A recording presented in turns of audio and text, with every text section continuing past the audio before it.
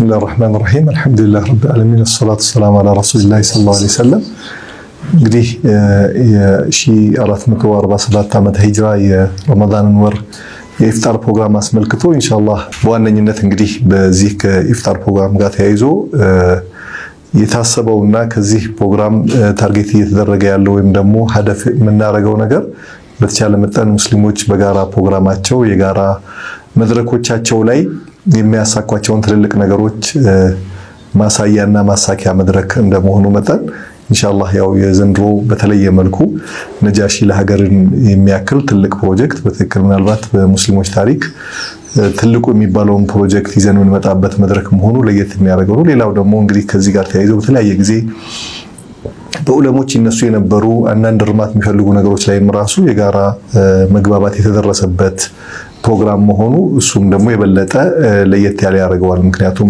ሙኻለፍ አለባቸው ብለን የምናስባቸው ወይም ደግሞ በዛ ብዥታ የነበራቸውን ነገሮች በዚህ የቁርአን ወር እንደመሆኑ ቁርአን ላይ ብቻ ያተኮረ በተቻለ መጠን ቀን ከመገደብ ጋር የተያያዘ የተለየ ነገር ስለሌለው እንግዲህ ለሰዎች ከስራ የእረፍት ቀንና ምቹ የሆነውን ቀን ተመርጦ ቅዳሜ ተመርጦ የተደረገበት ምክንያት አብዛኛው ሰው ትምህርትም ስራም ስለሌለው በዚህ ልክ ወደ አመቺ ቀን ማምጣትና ከሆነ ቀን ጋር የተያያዘ አለመሆኑን ማሳየትና መሰል የሆኑ ነገሮችን ለየት የሚያደርገው ነው። እንዲሁም ደግሞ እንደ ፕሮጀክት እንግዲህ የጋራ መድረኮቻችን ሙስሊሞች በጋራ የሚሰሯቸውን መድረኮች ማሳያ መድረክ ተደርጎ የተያዘው በተለያየ ጊዜ ደግሞ የራሱን የሆነ ፕሮጀክት ይዘን የምንመጣበት መድረክ እንደሆነም የተገለጸበት ሁኔታ ስላለ በዚህ ልክ ይሄ ማሳያ ይሆናል ብዬ አስባለሁ።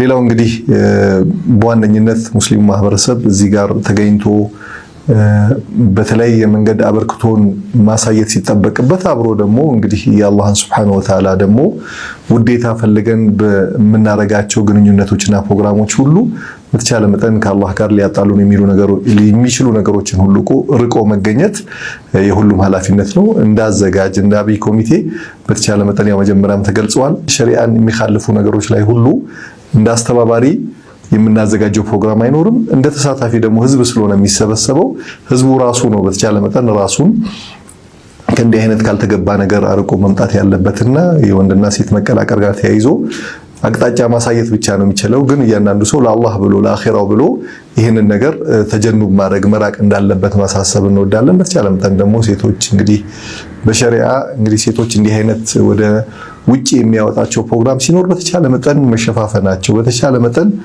አለመጋጋጣቸው ነው የታዘዘውና ይህን ተቃራኒ ነው አንዳንዴ በእንደዚህ አይነት መድረኮች ላይ የምናየው። ይህንን ደግሞ ሐቂቃ ሁልጊዜም ቢሆን ወደ አደባባይ የሚያስወጣ ነገር ገጥሞን ስንወጣ በተቻለ መጠን አለመጋጋጥና አለመኳኳል ነው።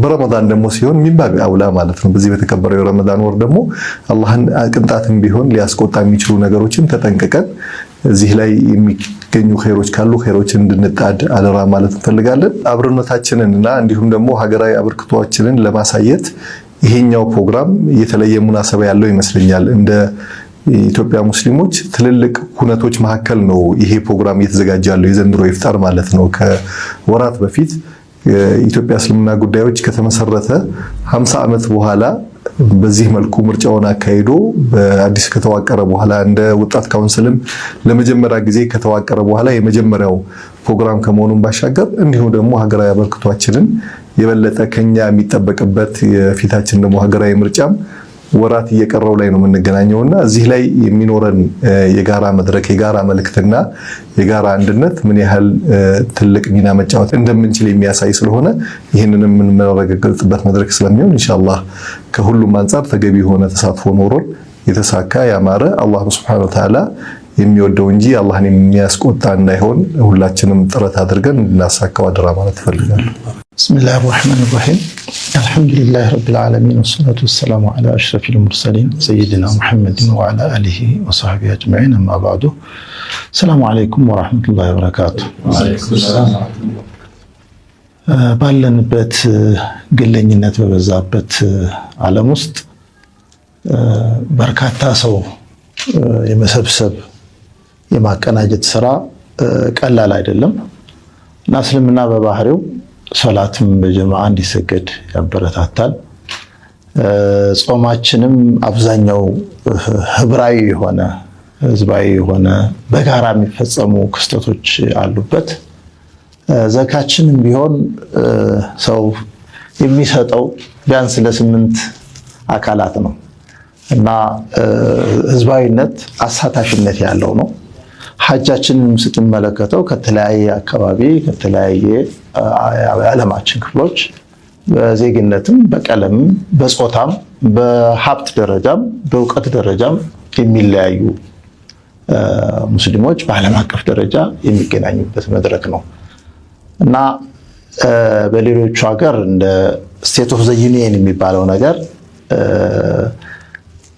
አንድ ሀገር አንድ ህዝብ ያለበትን አጠቃላይ ገጽታ ቢያንስ በዓመት አንድ ቀን ሁሉንም ጆሮ በሚስብ መልኩ መግለጫ ይሰጣሉ መንግስታት፣ አንዳንድ ጠንከር ያሉ መንግስታት እና ይህ የጎዳና ኢፍጣር ጉዳዩ ከኢፍጣሩ ጋር አይደለም። የኢትዮጵያ ሙስሊም ወጣቶች ካውንስል በዚህ ፕሮግራም እና ፕሮጀክት ላይ እንድሳተፍ ስጠየቅ እኔ የአደባባይ ሰው ስላልሆንኩኝ ተሳትፌ አላቅም ከዚህ በፊት። ግን አሁን ጥሪውን ሲያቀርቡልኝ ግን አንድ ጉዳዩ የነጃሺ ጉዳይ ያለበት፣ ነጃሺ ደግሞ ለሀገር የሚል መሪ ቃል ይዞ ነው የተነሳው።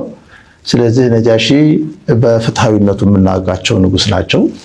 ነጃሺ እስልምናን በማስጠለል የመጀመሪያዎቹን ሙስሊሞች በሀገራችን መሬት እንዲኖሩ እምነታቸውን ጠብቀው እንዲኖሩ በመፍቀድ የተለያዩ እምነቶች በአንድ ስርዓት ስር ተከባብረው የሚኖሩበትን ምሳሌ ምናልባት ዛሬ በአሁኑ ዓለም እንኳን የሌለና ልናየው ያልቻልነው ገጽታ ከ1400 ዓመታት በፊት ያሳዩ ታላቅ ስብዕና ናቸው።